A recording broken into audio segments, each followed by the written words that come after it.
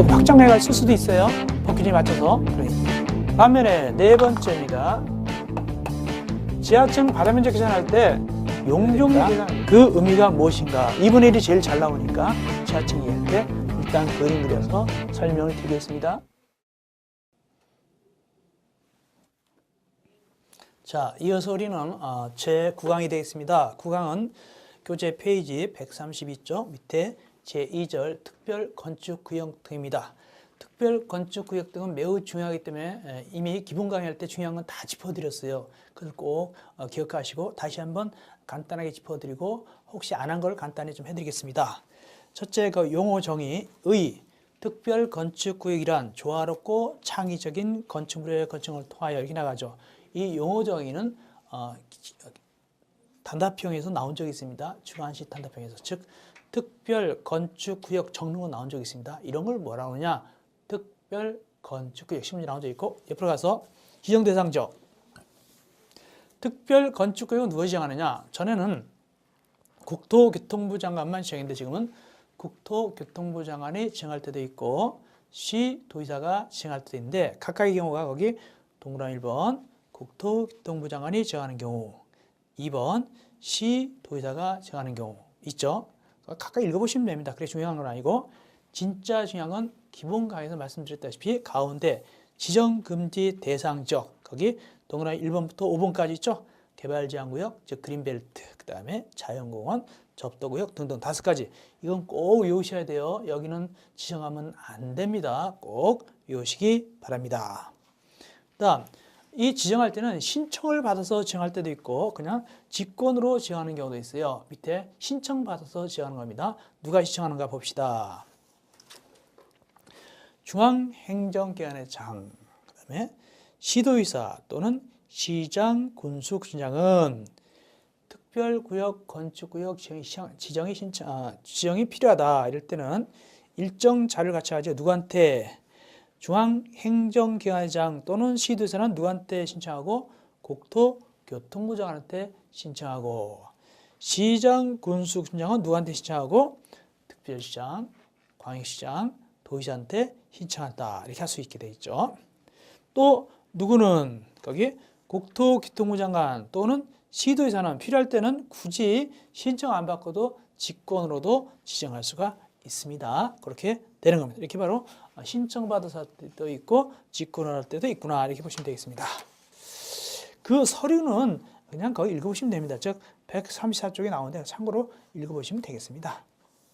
그 다음에 3번 134쪽 3번 특별구역, 건축구역 지정 절차입니다. 이렇게 이제 신청을 받으면 접수가 되면 접수를 한 국토교통부 장관 또는 특별시장, 광역시장, 도의사는 지정시청이 접수된 경우는 거기 여러 가지를 검토한 다음에 30일 내에 30일 체크, 30일 이내에 국토교통부 장관이 신청받을 때는 중앙건축위원회에다가 심의를 요청하게 되는 것이고 특강도가 지정신청 받으면 지방건축위원회 즉 특별시장, 광역시장, 도가 두는 건축위원회에다가 심의를 거쳐야 되겠죠. 그런 뜻입니다. 그다음에 조정 국토교통부 장관 또는 특강도는 거기 건축위원회 심의 결과를 고려해서 거기 특별건축구역의 범위 등등을 조정할 수도 있다. 고시 이제 지정되면 고시한다는 얘기인데 읽어보시면 됐고요. 그 다음에 해제 좀 봐야 되겠네요. 해제 즉 135쪽 가운데 5번 해제입니다. 국토교통부 장관은 다음 어느 하나에 해당하는 경우는 거기 특별건축구역의 전부나 또는 일부에 대해서 지정을 해제할 수 있다. 이 경우 해제할 때는 지정시청기관의 의견을 청취하여야 한다. 거기 모두 4가지가 있죠. 알아놓고요. 해제하는 경우 4가지 알아놓으세요. 이런 거 나올 수도 있어요. 특별히 3번에 특별건축구역 지정일부터 5년 이내에 특별건축구역의 지정 목적에 부합하는 건축물의 착공이 이루어지지 아니하는 경우 거기 5년 이내에 꼭 기억하시기 바랍니다. 다음 지정의 효력 이렇게 특별건축구역이 지정되면 어떤 효력이 의제되는가 밑에입니다. 보면 특별건축구역 지정 변경되면 국토법상 도시군관리계의 결정이 있는 걸로 봅니다. 도시군관리 결정인데 다만 뭐는 안 되느냐? 용도지역 같은 건 안 됩니다. 그건 아니고 나머지 돼서 도시군관리계 결정이 있는 걸 본다. 그 다음에 관계법령 적용의 특례입니다. 거기 나오죠. 특별건축구역에서 건축기준 등의 특례를 적용하여 건축할 수 있는 건축물은 다음에 각 어느 하나에 해당된다. 특례를 적용받는 거, 혜택받는 겁니다. 1번 국가 또는 지방자치단체가 건축할 때, 2번 공공기관이 건축하는데 어떤 공공기관이 건축할 때냐? 기역, 한국토지택공사, 니은, 한국수산공사 등등등이 지을 때 이렇게 이 정도 하시면 되겠습니다. 그런데 옆에 가서 면적 기준 나오죠? 그거 어렵게 한번 나왔어요. 굉장히 어렵게 나왔습니다. 이게 제일 어려운 문제였는데 이때 그 용도가 있는데 특례가 필요할 때 거기 용도 면적입니다. 요거 시험 문제 나온 적인데 굉장히 어려운 문제입니다. 사실상은. 거기 보니까 용도가 여러 가지 있죠. 그 중에서 앞에 거 제일 위에 거 두 가지 좀 봐드릴게요. 문화밀집시설, 판매시설, 운수시설, 의료시설, 교육연구시설, 수련시설의 면적이 얼마 이상이다? 2,000제곱미터 이상이다. 두 번째, 운동시설, 업무시설, 숙박시설 등등은 3,000제곱미터 이상이다. 이런 것도 좀 알아놓으세요. 그리고 내려가서 한옥, 거기 단독택 해놓고 한옥이 밀집되어 있는 지역의 건축물로 한정하며 이렇게 나오죠. 요거는 50동 이상이다. 그 밖의 용도는 1,000제곱미터 이상이다. 이렇게 이런 거 좀 아시면 되겠습니다. 어렵게 나올 땐 나올 수가 있게 되겠습니다. 그 다음에 특례 적용 절차, 이건 참고로 보시면 되겠습니다. 그건 큰 적어 놓고요. 쭉 넘어가시고 138쪽 위에 올라갑니다. 교통 영향 분석 개선 대책 심의 한꺼번에 이제 받을 수 있다는 얘기입니다. 봐드리겠습니다. 허가 신청자는 건축 허가 시 거기 도시교통정비 촉진법에 따른 교통 영향 평가서의 검토를 동시에 하고자 할 때는 거기 교통 영향 평가서에 관한 서류를 첨부해서 허가권자에게 심의를 요청할 수 있다. 그러면 같이 받은 걸 봐야 되겠죠. 니은입니다. 교통영향평가서에 대하여 지방건축위원회에서 통합심의한 경우에는 거기에 교통영향평가서 심의를 한 걸로 본다. 그리고 그다음에 동그라미 4번 모니터링 대상 건축물 선정입니다. 누가 모니터링 대상 건축물을 선정할까? 이런 얘기죠. 첫째, 모니터링이 뭔데? 모니터링이 뭔데 봅시다. 모니터링이란 뭘 갖다가 모니터링이라고 보냐? 건축법에서는 거기 괄열고 격에 괄열고입니다. 특례를 적용한 건축물에 대해서 해당 건축물의 건축 시공, 공사 감리, 유지 관리 등을 과정을 검토하고 실제로 건축물에 구현된 기능, 미관, 환경 등을 분석하여 평가하는 것을 말한다. 이게 바로 모니터링이 되겠어요. 그럼 이걸 갖다가 이 대상을 누가 선정하느냐? 거기 보니까 기업 국토교통부 장관 또는 특별시장, 광역시장, 도의사가 허가권자 의견을 청취해서 허가받은 건물에 대해서 하게 되겠죠. 결국은 누가 선정하느냐니까 국토교통부 장관 또는 특별시장, 광역시장, 도의사가 모니터링 대상 건물을 선정하게 되겠습니다. 니은은 그냥 읽어보시면 되겠고요. 그 다음에 방가로 3번 관계법령 적용 특례 1. 적용 배제 굉장히 중요하죠. 이거 시험 문제 잘 나온다고 그랬죠. 기본 가이드 해드렸습니다. 거기 대제 적용 건폐율 대지안의 공지 건축물의 높이 제한 앞에 거는 가로구역 뒤에 거는 일조확보 높이 제한 이런 거거든. 주택법상 주택건설 기준 이런 것 등은 적용하지 않는다. 근데 주의할 것은 여기 안 들어있는 게 뭐냐가 중요합니다. 뭐가 안 들어있다고 적혀 있습니까? 기본 가이드 해드렸는데 용적률은 거기 들어있지 않다. 꼭 적어놓으세요. 용적률은 들어있지 않다. 그 다음에 적용 안 하는 일 읽어보시면 되겠고요. 옆에 가서 통합적용도 좀 아시면 되겠어요. 통합적용. 특별건축구역에서는 다음에 각 관계 법령 규정에 대해서는 개별 건축마다 정하지 않고 모아서 통합해서 전부나 일부를 통합해서 적용할 수 있다. 그 통합 적용 대상 거기 세 가지죠. 아시기 바랍니다. A. 문화예술진입법에 따른 건축물에 대한 미술작품 설치. B. 주차장법에 따른 부설 주차장 설치. C. 도시공원 및 녹지 등에 관한 법률에 따라 다른 공원의 설치. 이 세 가지가 바로 통합 적용 대상이다. 자, 이렇게 통합 적용하기 위해서 통합 적용 계획을 세웁니다. 누가 통합 적용에 수립하게 되는가 보겠습니다. A. 지정시정기관은 통합을 하여 적용하는 경우는 특별 건축구의 전부 또는 일부에 대해서 미술작품, 부설주차장, 공원에 대한 수요를 개별법으로 정한 기준 이상으로 산정에 편제하고 산정으로 파악하고 이용자의 편의성, 필요성 등 안전을 고려한 통합 적용 계획을 수립해야 된다. 누가? 지정시정기관이. 이때는 그 개별적으로 합층보다 더 넓어야 돼요. 통합한다고 더 줄어들면 안 돼요. 개별적으로 할 것보다 넓어야 돼요. 합친 것보다 더. 이게 개별법으로 정한 기준 이상이죠. 다음 B번 봐드리겠습니다. 지정시정기관이 통합적용 계획을 수립할 때는 해당 구역을 관할하는 허가권자가 협의하여야 하며 협의 요청받은 허가권자는 요청받은 부터 20일 내에 그 지정시정기관에다가 의견을 제출해야 된다. 20일 체크. 20일 체크. 여기 지정시정기관은 뭘 얘기하는 겁니까? 특별 건축구역을 지정시정하는 행정기관을 얘기하는 겁니다. 나머지 읽어보시면 되겠습니다. 이어서 140쪽 위에 3번 건축주 등의 의무가 되겠습니다.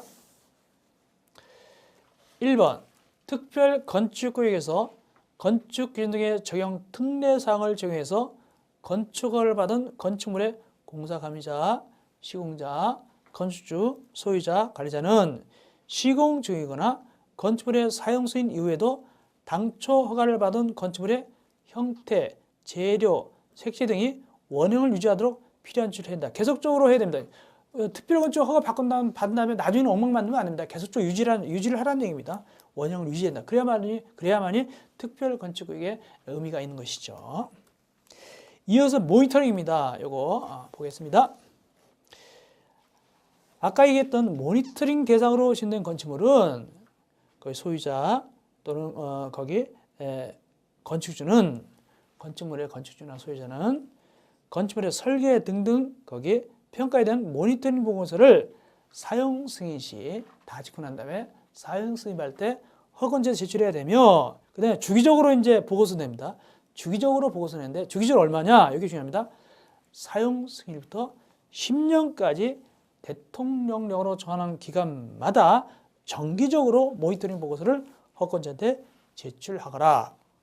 그러면 사용 승인부터 10년까지 대통령령으로 정하는 기간인데 그게 대통령령은 얼마나 되어 있을까? 그걸 보니까 가려고 5년 범위에서 국토교통부령으로 정한다 이렇게 되어 있죠. 5년 범위에서 국토교통부령으로 정한다 이렇게 되어 있죠. 그 다음에 4번 허가권자 등의 의무입니다. 이건 이제 그 건축 허가권자죠. 행정기관이 얘기하는 겁니다. 건축 허가권자는 어떤 의무가 있냐? 허가권자는 특별 건축의 건축물에 대해서 설계자의 창의성, 심의성 등의 발휘와 제도 개선, 기술 발전 등이 유도될 수 있도록 노력하여야 한다. 그 다음에 동그라미 2번 거기 허가권자는 행정기관이 얘기하는 겁니다. 건축 허가권자는 특별 건축구역의 건축물의 모니터링 보고서를 국토교통부 장관 또는 특광도에게 제출하여야 하며 왜냐하면 아까 이걸 허가권자가 누구로부터 모니터링 보고서를 받았냐면 건축주나 소유자로부터 모니터링 보고서를 받았거든요. 그걸 허가권 받아가지고 다시 누구한테 남긴다고요? 거기 국토교통부 장관 또는 특별시장, 광역시장, 도의사에게 제출하여야 한다 이런 얘기죠. 그러면 제출받은 누구는 그걸 받은 국토교통부 장관 특광도는 해당 모니터링 보고서와 거기 검사 및 모니터링 결과 등을 분석해서 필요한 경우 건축법 또는 관계법 및 제도 개선을 위해서 노력해야 된다. 괄호 5번 특별건축 건축물의 검사 등은 참고로 읽어보시면 되겠습니다. 자, 특별건축구역은 뭐가 중요하면 특별건축구역 지정 금지 대상 지역 5개 그 다음에 면적 용도 그 다음에 적용 배제 규정 그 다음에 모니터링 이런 도 하시면 되겠습니다. 절차 같은 거 좀 알아놓으시고요. 이어서 141쪽 제2절 특별 가로 구역이 되겠습니다. 특별 가로 구역은 소규모입니다. 소규모가 바로 특별 가로 구역인데, 즉 도로로 둘러싸인 부분입니다. 이렇게.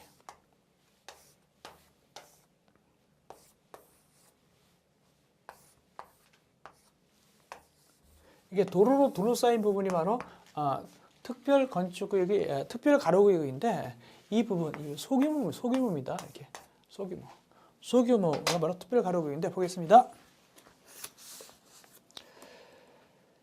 그래서 이제 도로에 인접한 부분이라고 해요. 도로에 인접한 부분. 그래서 이제 항상 이게 뭐냐면 여기 도로가 이렇게 인접해 이렇게 도로가 이렇게 도로에 인접한 부분. 도로에 인접해 있는 도로 옆에 있는 거에 바로 특별 가로구역인데, 뭐 예를 들어서 우리가 그런 거 있잖아요. 뭐 로데오 거리라든가 뭐 젊음의 거리라든가 뭐 그런 거 있죠. 뭐 무슨 뭐 영화인의 거리 이런 식으로 얘기하는 것이죠. 보겠습니다. 특별 가로구역 지정입니다. 국토교통부 장관하고 허가관자는 도로에 인접한 건축물의 건축을 통한 조화로운 도시 경관 착지를 위해서 이 법, 즉 건축법 및 관계 법령에 따라 일부 규정을 적용하지 아니하거나 봐준다는 얘기죠. 완화할 수 있도록 미관지구에서 미관지구를 얘기합니다. 미관지구에서 대통령령으로 정하는 도로에 접한 대지 일정 구역을 특별 가로구역으로 정할 수 있다. 도로에 접해 있을 때, 도로에 접한 부분이죠. 이 도로 옆에 있는 거 있죠. 이런 걸 갖다가 특별 가로구역으로 정할 수 있습니다. 도로에 있는 거. 이 경우에 막 지정하는 건 아니고 누가 지정한다고 그랬죠? 국토교통부 장관 또는 허가권자가 지정한다는데, 이때는 내부적으로 거기 건축위원회 심의를 둬야 된다. 결국 이제 중앙건축위원회나 지방건축위원회 심의를 거치게 되겠죠. 그 정도 보시면 되고요. 동그라미 3번. 이들이 특별 가로구역을 지정하거나 변경 해제하는 경우에는 지역주민에게 알려야 된다. 자, 그 다음에 거기 2번 특별 가로구역의 관리 및 건축물 기준 등의 적용 특례 등. 1번 국토교통부 장관 또는 허가권자는 특별 가로구역을 효율적으로 관리하기 위해서 거기 지정 내용을 작성해서 관리된다. 특별 가로구역 지정 내용을 작성해서 관리된다. 이런 얘기하고요.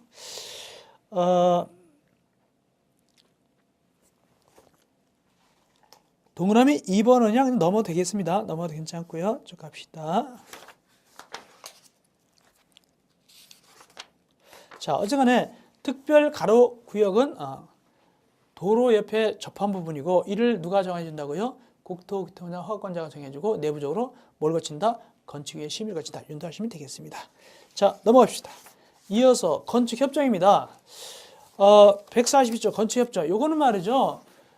그 소유자 등이, 즉 소유자, 지상권자, 또 대통령이 정하는 자 등이 100% 합의해야 됩니다. 100% 합의해가지고 야, 우리가 여기 건물 질 때는 얼마만 떼어도 괜찮다라고 하고, 또 얼마 이상 떼어야 된다든가, 또는 뭐 좀 서로 간에 합의를 해가지고 유두리가 있게, 융통성 있게 하는 겁니다. 이게 바로 건축협정이 되겠습니다. 다만 그것만, 그 안에서만 하는 겁니다. 협정 맺은 곳만 되는 겁니다. 다만 협정은 100% 동의해야 됩니다. 보겠습니다. 건축협정 1. 건축협정의 체결입니다. 토지 또는 건축물의 소유자, 지상권자 등 대통령령으로 정한 자, 즉 이를 합쳐서 그냥 소유자 등이라고 부른다면, 이 소유자 등은 전원 합의로 100% 합의가 중요합니다. 과반수가 아닙니다. 3분의 2가 아닙니다. 5분의 4가 아닙니다.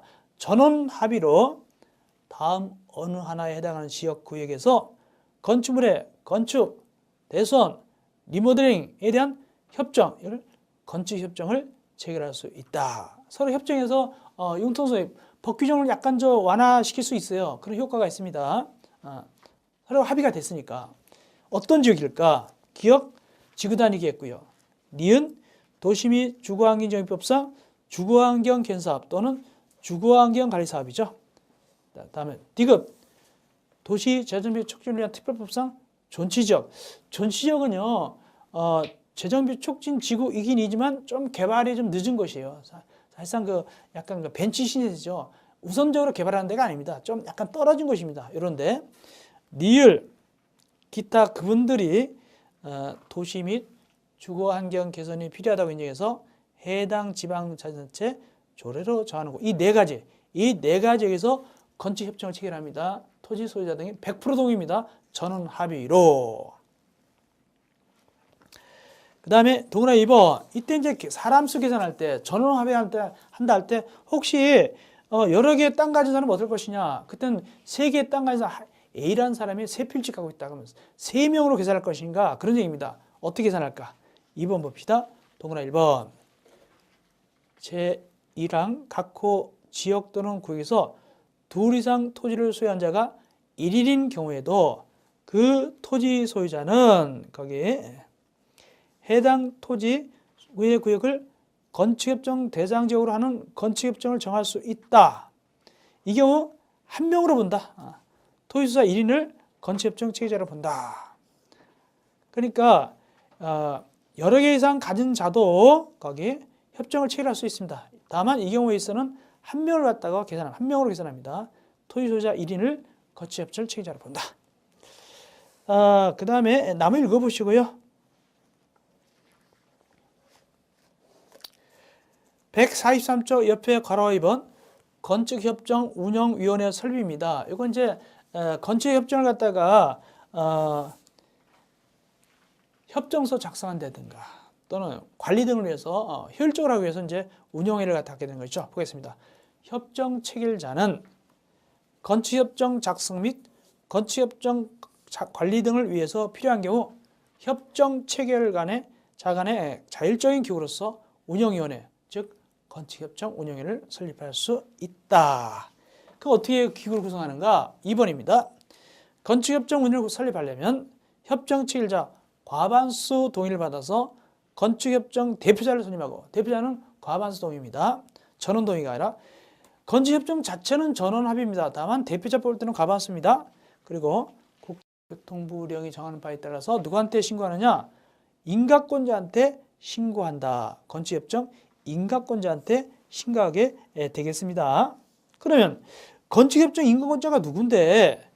건축협정 인가권자한테 신고한다고 되어 있는데 건축협정 인가권자가 누구냐면 142조 거꾸로 다시 가서 142조 위에 리을 보면 142조 위에 리을 보면 그 밖에 특별자치시장, 특별자치도지사, 시장, 군수, 구청장 가르고 이하 협정 인가권자를 한다. 즉 건축협정 인가권자는 그분들입니다. 그분들에게 신고하는 겁니다. 그래서 건축협정 인가권자는 그분들입니다. 이어서 인가. 어쨌든 인가받는다고 그랬잖아요. 그래서 인가받습니다. 봅시다. 협정 체결자 또는 건축협정 운영 대표자는 협정서를 작성해가지고 누구한테? 건축협정권자 인가를 받는다. 그분들이 누구라고 그랬죠? 그분들이라고 그랬죠. 이 경우 인가받은 그 인가권자는 막 내주는 건 아니고 인가를 하기 전에 건축협정 인가권자가 두는 건축위원회 심의를 거쳐야 한다. 그렇게 하시면 되겠습니다.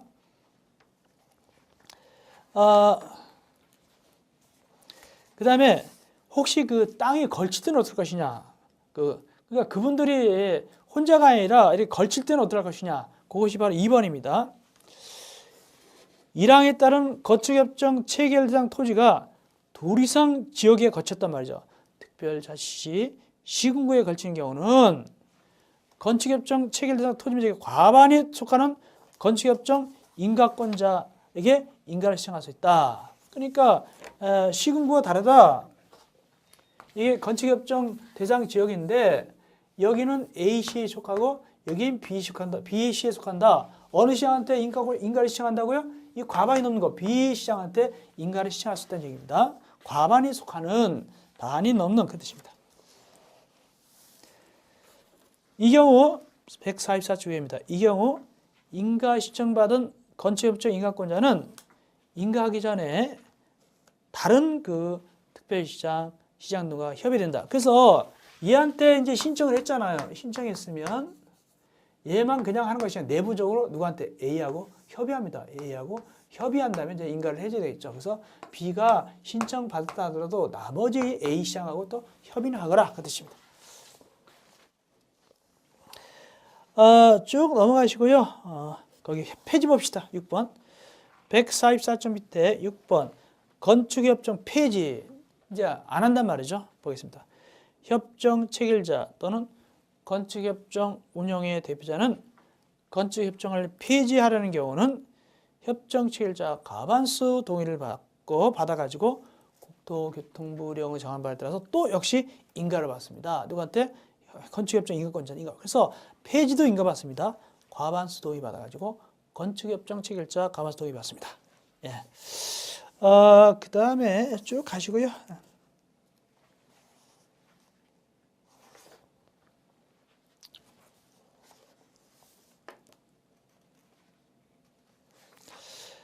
거기 145쪽 밑에 10번 특례. 그럼 이제 건축협정 봐서 어떤 특례가 있을까? 그런 얘기입니다.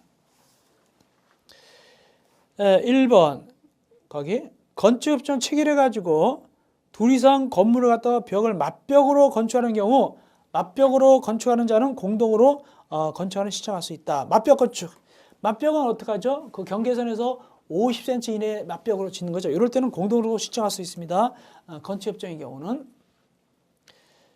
그래서 여기 건물이 여기 이게 A 소유고 A가 B 소유다. 건축지가 B다. 이럴 때 이 경계선으로부터 50cm 여기도 여기 다 50cm 이내입니다. 50cm 이내가 맞보인다. 이럴 때는 A하고 B하고 공동으로 신청할 수 있다는 얘기입니다.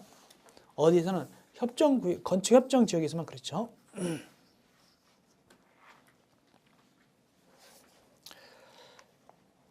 그 다음에 위의 경우 이렇게 공동으로 신청했으면은 17조, 21조, 22조, 2조에 관해서 즉 이럴 때는 개별 건축물마다 제한하지 않고 허가를 신청한 건축물 전부 또는 일부를 대상으로 통합해서 지정할 수 있다. 그러니까 일부 법 규정을 갖다가 공동 신청했으니까 개별적으로 하지 않고 통합해서 계산해야지 할 수 있다는 얘기입니다. 넘어가서 보겠습니다. 역시 이것도 통합 규정입니다. 동그라미 3번입니다. 건축협정 인가받은 협정구역에서는 다음에 관계법 내의 규정을 개별 건축물마다 적용하지 않고 전부나 일부를 통합해서 적용할 수 있습니다. 거기 뭐 조경 같은 거 묶어서 한꺼번에 계산한다는 얘기죠. 따로따로 하지 않고 또 대지가 들어간 게 계단의 설치, 지하철 설치 등등 이런 걸 같이 할 수도 있다. 묶어서 건폐율 또는 용적률 이것도 같이 통합해서 할 수 있다는 얘기입니다. 마지막 4번 보겠습니다. 이렇게 통합해서 적용할 때 건축협정의 전부 일부에 대해서 조경 및 부설 주장에 대한 기준을 2번 및 주장법에 정한 기준 이상으로 선정해서 적용해야 된다. 즉 조경하고 부설 주차장 만들 때는 통합한다고 해서 더 줄이면 안 되고 원래 기준에 정하면 넓게 촬영 대수도 많게 이런 식으로 산정해서 적용해야 된다. 이런 얘기 되어 있습니다. 자, 이렇게 해서 우리가 건축협정을 했고 건축협정에서 가장 중요한 것은 전원 동의입니다. 그 다음에 이제 거기 운영위원회라는 게 제도가 있고 폐지할 때 과반수 동의고요. 또 대표자 할 때도 과반수죠. 이런 것. 그 다음에 이제 여러 가지 그 통합 적용하는 경우가 있고 특례 규정 이런 거 좀 아시면 되겠습니다. 이어서 147쪽 제8장 보칙이 되겠습니다. 1번 제1절 행정처의 감독 등 1. 조치 등 그렇게 뭐 어려운 내용은 아니까 간략하게 봐드리겠습니다. 1번만 봐드릴게요. 국토교통부 장관, 시도의사, 시장 등이 한 명령이나 처분이 건축법이나 건축법에 따른 명령이나 처분, 조례에 위반되거나 부당하게 인정하면 그 명령, 처분, 취소, 변경 그 밖에 조치를 명할 수 있다. 그래서 국토교통부 장관은 자기가 데리고 있는 시도의사, 시장 등이 어떤 그 건축법상의 명령 같은 처분을 했단 말이야. 근데 이게 위반되더라. 그때는 어떻게 한다? 취소하라, 변경하라 이런 조치를 명할 수 있습니다. 왜? 상급기관이니까. 그런 얘기입니다. 또 밑에 2번도 마찬가지예요.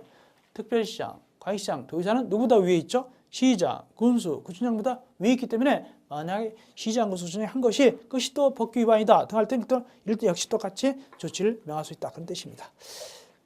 세 번째 이렇게 조치를 명했으면 시정을 하고 고치고 그 다음에 이제 이렇게 보고를 올려야 되겠죠. 하부기관이 상기관으로 보고를 올리거라. 그것이 동그라미 3번이고 말 들었다는 걸 알아야 되니까 시정했다는 걸 알려야 되니까 그런 얘기입니다. 지도 점검 계획 이런 거 읽어보시면 되고요. 그래서 보고와 검사 이것도 읽어보시면 될 거예요. 끊는 건 없고요.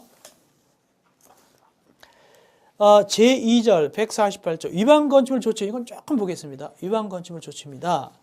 즉 예, 보니까 건물이 위반이다, 무허가 건물이다, 또 위반 건물이다. 이럴 때 어떻게 할 것이냐? 그런 얘기입니다. 1번 허가권자는 대지나 건축물이 건축법 또는 건축법에 따른 명령이나 처벌이 위반되면 건축법에 따른 허가 또는 승인을 취소하거나 그 건축물의 건축주, 공사 시공자, 현장 관리인, 소유자, 관리자, 점유자 등에게 공사 중지를 명하거나 상당 기간 정해가지고 철거, 개축 등등 필요한 조치를 명할 수 있다. 다만 위에서 허가나 승인을 취소하려면 청문 절차를 거쳐야 된다. 변명의 기회를 줘야 됩니다.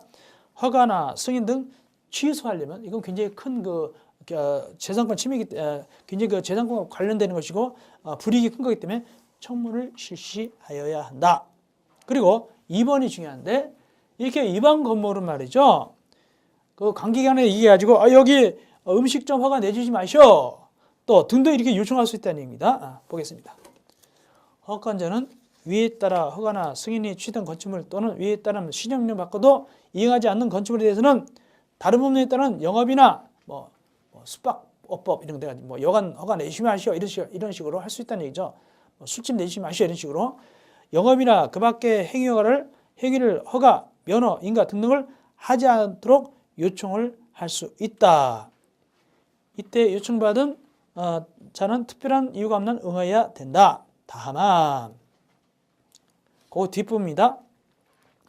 허가권자가 기간을 정해서 그 사용 또는 영업 그 밖의 행위를 허용한 주택가 받음자 크기가 조그만 거예요. 200제곱미터 미만인 축사와 받음자 크기가 200제곱미터 미만인 농업용 등 임업용 등등은 그거는 봐준다라고 되어 있는데 매우 중요합니다. 뭐가 중요하냐? 그 200.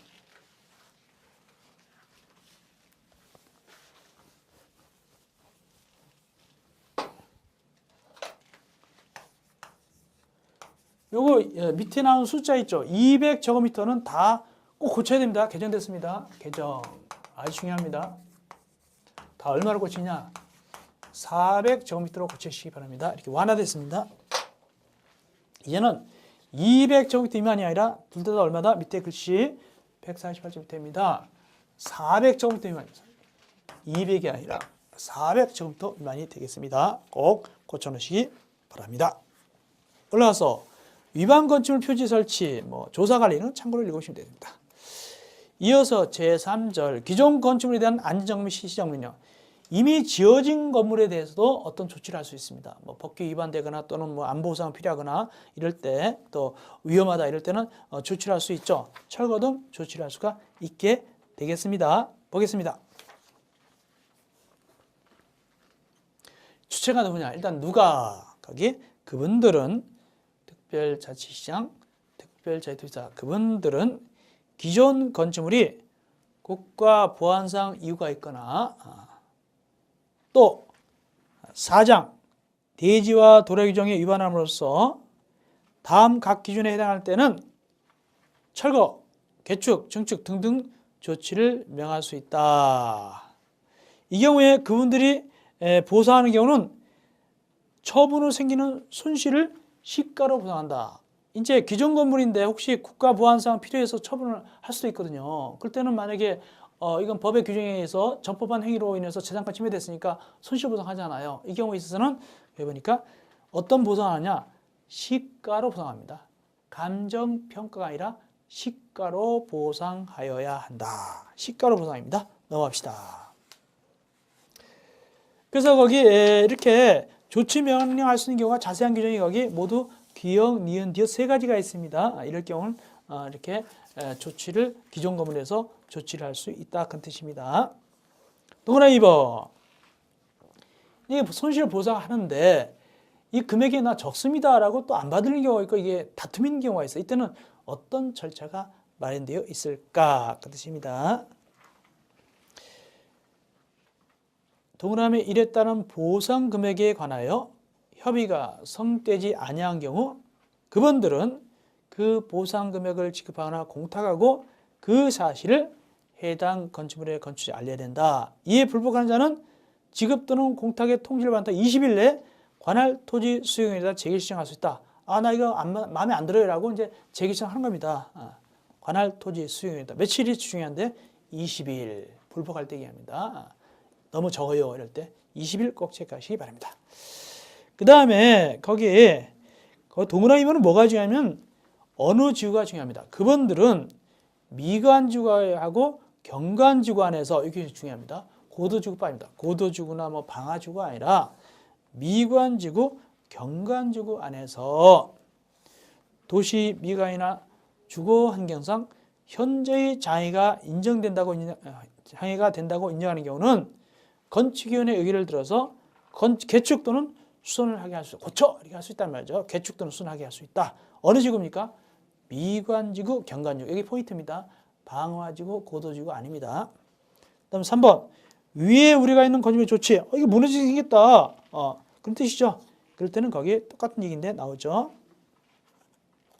곧 무너지게 생겼다. 뭐 금 같다 이럴 경우에 문제가 생길 수 있잖아요. 이럴 때는 밑에 나옵니다. 그분들은 필요하다고 인정하면 해당 건축물의 철거, 개축 등등 조치를 명하세요. 이건 당연한 것이죠. 이어서 151조 옆에 제4절 이인강제는 매우 중요합니다. 이인강제는 자주 나와요. 최근에도 나왔어요. 이인강제는 매우 중요한 부분이 이인강제금이 되겠습니다. 이인강제금 이미 그래서 중요하기 때문에 기본강의 할 때 자세히 해드렸어요. 뭐냐면 이거는 집행벌이고 반복성을 특성을 한다. 그래서 1년에 2번까지 조례를 정하는 법에서 2번까지 반복해서 부과할 수가 있습니다. 그것이 바로 이행강제금이죠. 위반금을 해서 시정명령 내고 시정하지 않을 때 이행강제금 부과하는데 누가 허가권자가 부과하게 되고 자세히 해드렸는데 거기 원칙입니다. 박스 하나 1번 건폐율, 영종률, 허가, 신고 위반할 때는 1제곱미터 시가 표준의 100분의 50을 구진해서 100분의 50입니다. 건폐율, 용적률, 허가, 신고 위반은 100분의 50 기준해 가지고 대통령으로 정하는 비율을 갖다가 곱한금을 하게 되고 나머지는 100분의 10 범위에서 대통령령으로 정하는 거 금액을 곱하게 됩니다. 거기 동그라미 1번에 100분의 50에다가 대통령령으로 정하는 비율을 곱하게 되는데 이 대통령령으로 정하는 비율을 갖다가 심화가 아니니까 좀 적어드릴게요. 동그라미 1번입니다. 박스 안에 동그라미 1번에 거기 100분의 50에다가 대통령령으로 정하는 금액 곱한다고 그랬어요. 동그라미 1번 100분의 50에다가 대통령령으로 정한다. 이게 대통령 얼마를 곱하게 되냐면 네 가지가 있다고 그랬죠. 건폐율, 용적률, 허가 위반, 신고 위반 이때 각각 얼마를 곱하냐면 100분의 50 기준한 다음에 건폐율은 얼마 곱하냐 하니까 건폐 일반은 100분의 80 오버됐을 때 100분의 80 곱하면 되고 용적률은 오버된 거에 100분의 90 허가 안 받은 거는 100분의 100 결국에는 100분의 50 곱한다는 얘기죠. 100분의 100이니까 100분의 100 다 곱하고 1을 곱하니까 100분의 50, 100분의 100이면 1이죠. 100분의 50이죠. 그대로죠. 그 다음에 신고 위반은 얼마 곱하냐니까 100분의 50에다가 얼마 곱하냐니까 100분의 70을 곱합니다. 좀 어려운 내용인데 그래도 이게 새로 내려온 거거든요. 그래서 참고로 좀 알아놓으시기 바랍니다. 100분의 50에서 대통령령으로 곱하는데 대통령이 얼마냐? 건폐율은 100분의 80 곱하면 되고 용률 위반은 100분의 90 곱하면 되고 허가는 100분의 100을 곱하면 되고 이건 곱하나 마나죠. 신고는 100분의 70을 곱한다. 이렇게. 저 어려운 내용까지 해드렸습니다. 그 다음에 밑에 내려가니까 예외 이거 했던 것인데 연면적 85제곱미터의 주거용 건축물과 주거용 건물로서 밑에 해당할 때는 금액을 2분의 1까지 깎아줄 수 있다. 조례를 정해서 2분의 1까지 깎아줍니다. 어떤 게 깎아주냐? 85제곱미터의 주거용 건물이라든가 152쪽 위에 박스 위에 5가지 이런 거 할 때는 2분의 1까지 금액을 깎아줄 수 있습니다. 그런데 가중 처벌할 수도 있다. 요거 들어가서 더 올려서 가계 처벌할 수도 있다. 그 뜻입니다. 어떤 경우냐? 영리를 위한 위반이나 상습 위반인 경우는 100분의 50범위에서 가중할 수 있다. 우리가 존속폭행이나 존속살해는 우리가 형법상 가중처벌하듯이 여기도 역시 100분의 50까지 더 올릴 수 있다. 그런 뜻입니다. 부과 방법 중요하다고 그랬죠. 사전에 기고하죠. 문서로 써야죠. 항상 문서로 한다고 그랬고 부과회수 이게 가장 중요한 건데 최초의 시정명령 날을 기준해서 1년에 2회 범위 내에서 해당 지방자 조례로 정한 횟수만큼 이행될 때까지 부과하는데 1년에 2회 범위 내에서 지방자치 조례로 정한 횟수만큼 부과하게 되죠. 근데 아까 2분의 1까지 깎아준 거 있었잖아요. 이거는 거기 보니까 그거에 해당하면 총 부과 횟수가 5회를 넘지 않는 범위 내에서 지방자치단체 조례로 부과 횟수를 따로 정할 수 있다. 2분의 1 깎아준 건 5회 넘지 않게 해가지고 조례를 부과 횟수를 따로 좀 적게 줄 수가 있어요. 그 뜻입니다. 5회를 넘지 않는 범위 내에서 지방자치 조례로 부과 횟수를 따로 정할 수 있다. 부과 중지. 시정은 부과를 중지합니다. 다만 기존에 부과했던 건 끝까지 징수합니다. 이미 부과된 이인강제금 이를 징수해야 된다. 이건 기본강의에서 강조했던 것이고, 강제 징수. 돈 안 내면 어떡하냐 그러면 올라가서 보니까 지방사회 수익금의 징수 등에 관한 법률에 따라서 징수하게 됩니다. 특례. 감경할 수 있습니다. 감경. 즉 줄여줄 수 있다. 깎아줄 수 있다. 어떤 경우 깎아주냐 하니까 거기 기억, 축사 등 농업용 어업실로서 500제곱미터 이하의 경우는 5분의 1까지 강경할 수 있다. 줄일 수 있고 5분의 1을 강경할 수 있다. 20% 강경할 수 있고 그 밖에 고려해가지고 2분을 범위해서 대통령령으로 정하는 비율을 감경할 수 있게 되겠습니다. 네, 그 정도 하시면 됩니다. 감경하는 제도. 축사 같은 건 500제곱미터 이하입니다. 5분의 1 감경. 그 밖에는 여러 가지 참고해가지고 2분을 범위해서 감경할 수 있다. 다만 거기 조건 보면 이런 게 나와요. 다만 지방자치단체 조례로 정하는 기간까지 위반 내용을 시행하지 않는 경우는 제외한다. 그건 또 그런 조건이 있어요. 여기까지가 이인강제금이고 시험 문제 아주 잘 나오게 되겠습니다. 그 다음에 권한의 위임.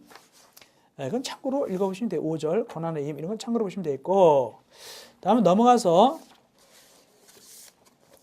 154쪽 3 대집행 적용 특례. 이건 조금 많아놨어요. 아주 중요한 건 아닌데 원래 대집행할 때는 말이죠. 즉 무허금을 있다 그럼 부실 때는 또 이런 거 할 때는 행정기관이 대신 사람 불러다 하는 거 아닙니까? 이게 트럭 타고 가지고 부시고 이런 거 할 때는 원래는 알려줘야 돼요. 언제까지 안 하시면 우리가 대신이 부시러 갑니다.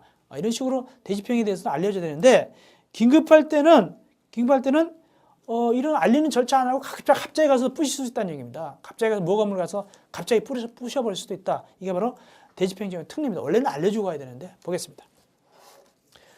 허가권자는 건축허가, 건축신고, 토지의 굴착에 따른 조치 등등등에 대한 필요한 조치를 할 때 다음 어느 하나에 해당하는 경우로서 행정 대집행에 따른 절차, 사정계고, 통지에 의하면 그 목적을 달성하기 어렵다. 이럴 때는 미리 알리지도 않고 해당 절차를 거치지 않고 대집행할 수 있다.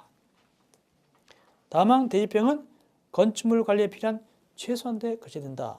그래서 이런 경우는 일부 절차를 생략하고 대집행하기 때문에 특례란 말이죠. 왜 그럴까? 자세한 거. 1. 재발생 우려가 위험이 절박하다. 2. 심각한 문제가 있어가지고 붕괴 등 손괴 위험이 예상된다. 세 번째, 공사 중지민을 받고도 불응하고 공사를 가능한다. 네 번째, 도로 통행 현장에 지향 주는 불법 건축물이다. 이런 등등. 다섯 번째, 이게 새로 들어간 건데 주변을 갖다가 심각하게 오염시킬 수가 있는 그 경우입니다. 거기 보니까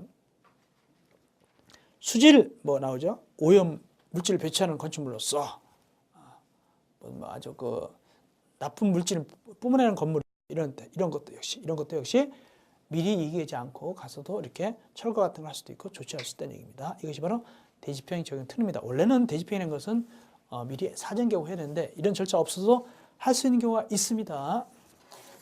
자, 여기까지 해서 우리가 제9강을 마무리하고요.